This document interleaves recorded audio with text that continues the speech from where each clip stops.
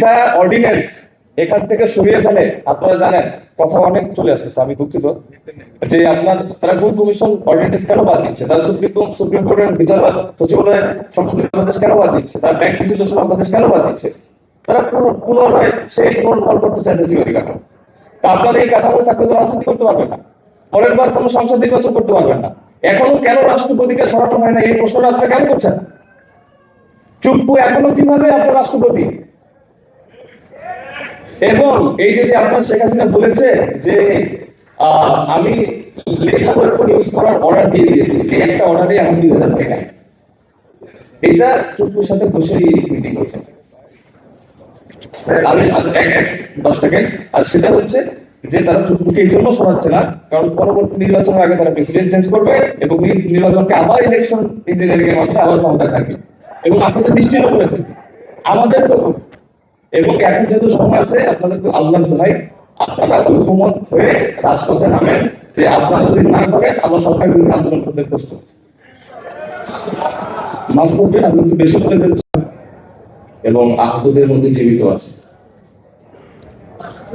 আপনারা যাতে জুলাইয়ের যে আত্মভূতি, জুলাইয়ের যে সংগ্রাম, সেটা যাতে আবার রিমাইন্ড করেন। আপনারা দেখে থাকবেন যে বাংলাদেশের ইতিহাসে এটা প্রথমবার যে রাজু ভাস্কর্যের পাদদেশে কোনো আন্দোলন হয়েছে, কোনো অনশন হয়েছে, যেটাকে মিডিয়া ব্ল্যাক আউট করে রাখা হয়েছে। কোনো মেইন স্ট্রিম মিডিয়া সেখানে ছিল না। আমরা 3টা দিন অভুক্ত, কোনো রাজনৈতিক দলের নেতা সেখানে যায়নি।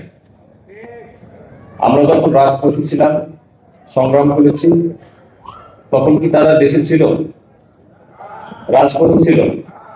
এখন সংসদে আছে, আছে, কিন্তু আমরা এখন রাজপথে আছি। অন্তর্বর্তী সরকার গঠিত হয়েছে আমাদের এক রক্তক্ষয়ী যুদ্ধের পরে।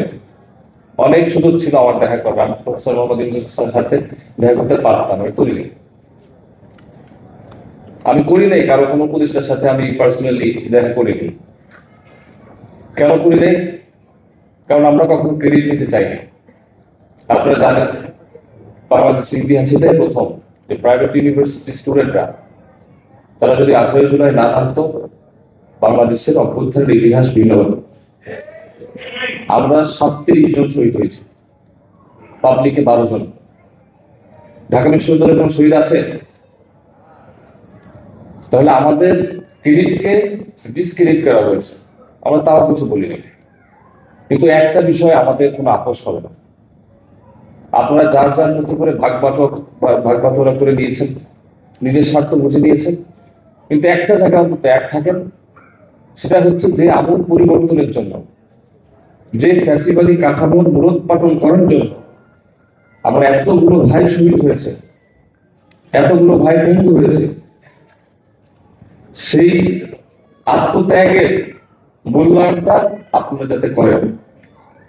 আপনারা জানেন যে বাংলাদেশের ইতিহাসে প্রথম গণভোট হয়েছে 1977, আর এটার প্রবর্তক ছিলেন শহীদ প্রেসিডেন্ট জিয়াউর রহমান। গণভোটের মধ্য দিয়ে কিন্তু এই বিএনপির জন্ম হয়েছে এবং তার গণভোটের উদ্দেশ্য কি ছিল? He was a CMLA, it means chief marshal law administrator. একজন চিফ মার্শাল ল অ্যাডমিনিস্ট্রেটর সে কখনোই রাষ্ট্রপতি হতে পারে না সাংবিধানিকভাবে, পারে? তাহলে একজন সামরিক আইন প্রণেতা, সামরিক নেতা, সে কিসের ভিত্তিতে রাষ্ট্রপতি হলো বা বাংলাদেশের জনগণের রাষ্ট্রের দায়িত্ব নিল? রেফারেন্ডাম, গণভোট। বাংলাদেশে এটাই ছিল প্রথম গণভোট এবং এটা ছিল সামরিক শাসনকে বৈধতা দেওয়ার প্রক্রিয়া এবং 98.9% মানুষ ভোট দিয়ে তাকে তার ক্ষমতার বৈধতা দিয়েছিল। এবং সেকেন্ড রেফারেন্ডাম দিয়েছিল হোসেন মোহাম্মদ এরশাদ 1985, 21 মার্চ। একই উদ্দেশ্য, যে সেও ছিল আপনার সেনাপ্রধান, সেও ছিল আপনার সামরিক প্রধান, তো সেও বৈধতা চেয়েছিল যে আমি রাষ্ট্রীয় ক্ষমতা নিতে চাই, সুতরাং আমি গণভোট দিচ্ছি, আপনারা যদি বৈধ দেন আমি ক্ষমতায় থাকবো, ভালো থাকবে। এবং জনগণ তাকেও মোর দ্যান 80% ভোট দিয়ে তাকে তার ক্ষমতার বৈধতা দিয়েছে। তাহলে প্রথম দুইটা গণভোট হয়েছে কি জন্য? সামরিক শাসনকে বৈধতা দেওয়ার জন্য। এবং এটা চলার পরে 90s-এ এসে আপনার এই সংস্কৃতি আন্দোলন, তখন আপনারা রাজনৈতিক ঐক্যমতে এসে তার বিরুদ্ধে অভ্যুত্থান ঘটিয়েছেন। তারপরে তৃতীয়বার যখন গণভোট হয়েছে, এটা কে করেছে? আপসহীন নেত্রী বেগম খালেদা জিয়া করেছেন। এবং এটার উদ্দেশ্য ছিল সংবিধান সংস্কার। তাহলে বাংলাদেশের যিনি প্রধানমন্ত্রী আছেন এখন, তার অবশ্যই তার পিতামাতার গৌরব উজ্জ্বল ইতিহাসকে মনে করতে হবে।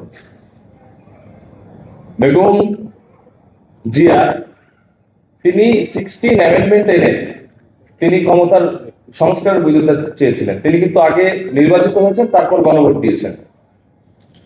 তাহলে আপনার সম্মানিত মা বাংলাদেশের সংবিধান সংস্কারের জন্য গণভোট দিয়ে আপনার কনস্টিটিউশনে অ্যামেন্ডমেন্ট এনেছেন। তাহলে এখন গণভোট মানতে আপনাদের সমস্যা কোথায়? এখন কথা হচ্ছে, একটা জিনিস মনে করিয়ে দিচ্ছি যে লাখো সুবিধার রক্তে কেনা এখন যদি কারো বাপের না হয়, হাজারো সুবিধার রক্তে কেনা 24 কারো বাপের। সুতরাং কোনো ছলচাতুরি চলবে না। অনেক দেখেছি আপনারা চরম আনকনস্টিটিউশনাল আনলফুল কাজ আপনারা পার্লামেন্টে করছেন। আপনারা রেফারেন্ডামকে ভয়ের অ্যাবলিশন বলেছেন, হুইচ ইজ ইনকারেক্ট। আপনারা পার্লামেন্টকে সফরেন বলেছেন, হুইচ ইজ ইনকারেক্ট। এই কথাগুলো আপনারা একান্তই গায়ের জোরে বলছেন। এটা করা চলবে না। আমার বিরোধী দলকে অতি আন্তরিকভাবে বলছি যে আপনারা যথেষ্ট ধৈর্যের সাথে আপনাদের দায়িত্ব পালন করছেন পার্লামেন্টে, কিন্তু এইভাবে কাজ হবে না, এইভাবে হবে না। আমরা অনশনরত অবস্থায় 5 জন সংসদ সদস্য, মাননীয় সংসদ সদস্য আমাদের দেখা করেছেন। আলহামদুলিল্লাহ, ওনাদের একটাই কথাতে তারা শুনছেন। তো শুনছে না, তাহলে আমি কি করবো পার্লামেন্ট থেকে? আপনাদের রাজপথে ছাড়া এই জুলাই সনদ বাস্তবায়ন হবে না।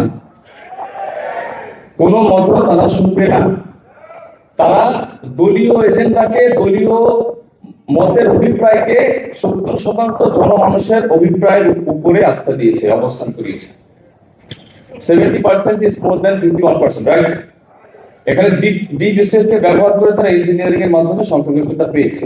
আমরা বলি নাই। এবং তারা এইভাবে ক্ষমতায় এসে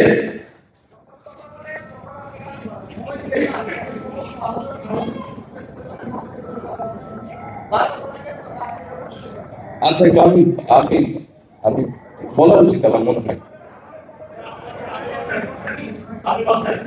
আচ্ছা, আমি বলছি সেটা হচ্ছে যে তাদের যে দলীয় এজেন্ডা, সেটাকে তারা জনগণের পরম অভিপ্রায়ের উপরে গিয়ে তারা সেটাকে অবস্থান দিয়েছে।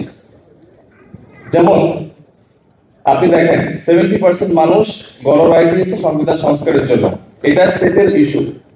তারা 9 মাস ঐক্যমত কমিশনে আলোচনা করেছে এবং তাদের আলোচনার পক্ষে জনমানুষ আছে কিনা সেইটা জানার জন্যই তো গণভোট হয়েছে।